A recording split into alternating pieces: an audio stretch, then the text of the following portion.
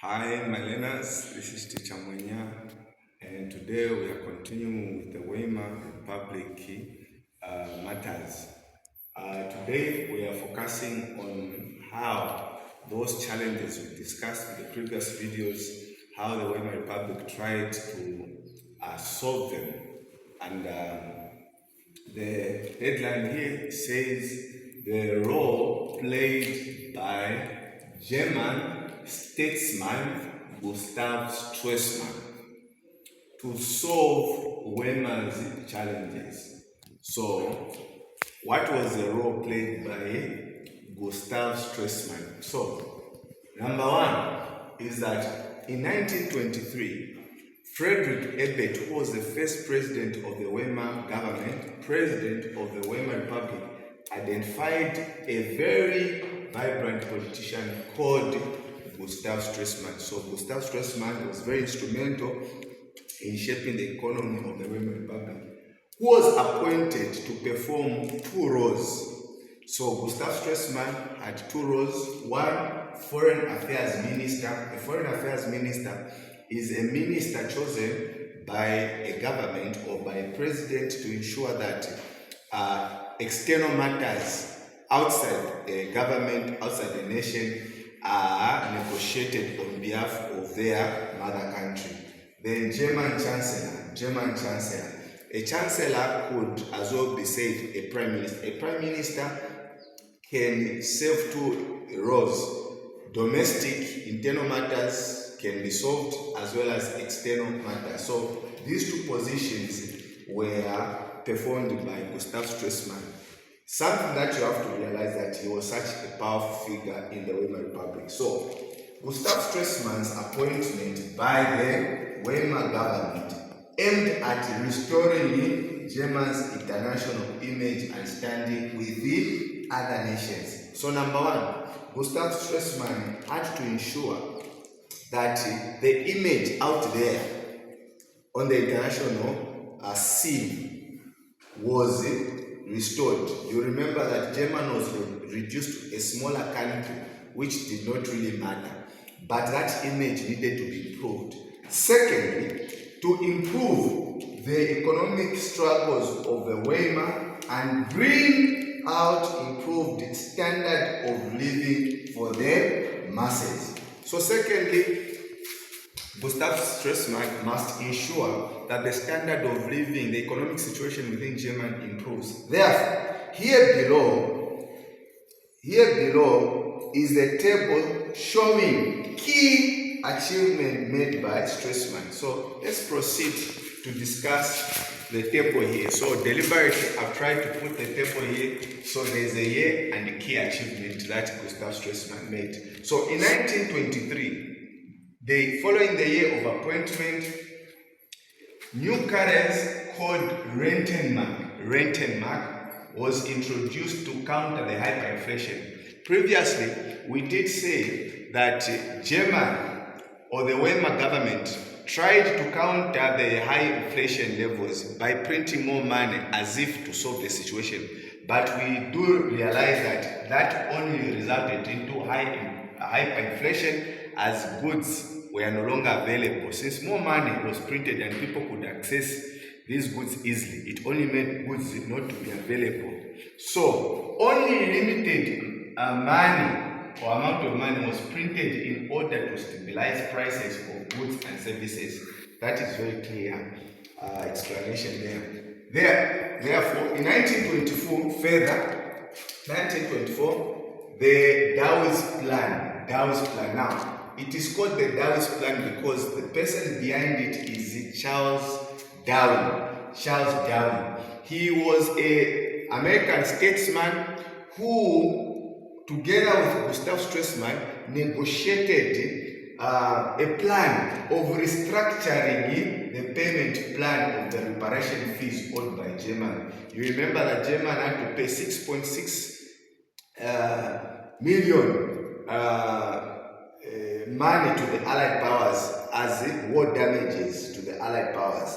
But through this plan, the Dawes plan, which was negotiated, it structured how long that money was going to be paid. it gave the Weimar government a breather. Imagine you are owing someone 5,000 kwacha, and then this person, you are due to pay that amount in 4 months, and 4 months you don't think that you can pay that amount in 4 months.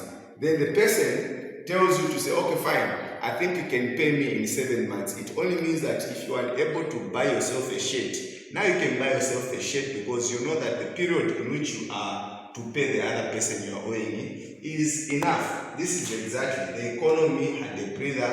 They had to come up with other economic programs. 1925, the Locarno Pact signed. This Locarno Pact aimed to guarantee peace by respecting each other's borders and not using war. You remember that the German lost Rhineland, the Saar region, and other territories that were compromised. But the Locarno Pact aimed at ensuring that nations should respect each other's borders. Through this pact, we can see that it brought many nations together, like France, Belgium, Britain, as well as Germany. The Rhineland, which was a German province, was demilitarized by the French and Belgium. This area, the Rhineland, was to act as a buffer zone. It was a province belonging to Germany. However, after Germany lost the war, French and Belgian troops were placed there to ensure that if Germany needed to attack France, first they had to counter, they had to find those troops there. But through this Locarno Pact, it meant that those soldiers were not to be there. So it was a breather also, security-wise. Security concern was dealt with there.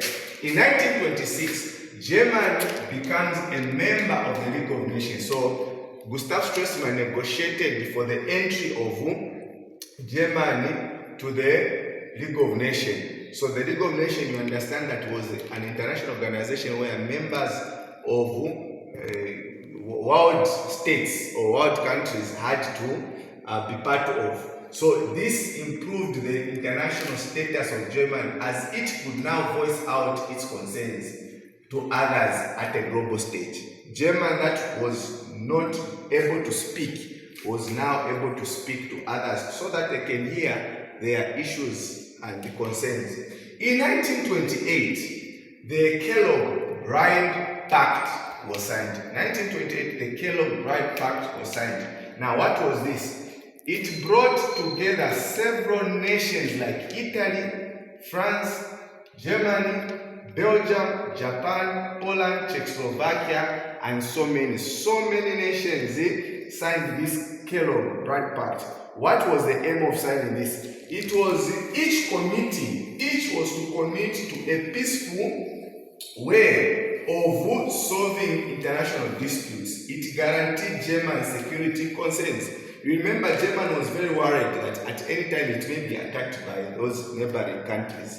But through this Kellogg-Briand Pact, Germany was now at peace with the security concerns. Lastly but not the least, we have got in 1929, the Young Plan signed.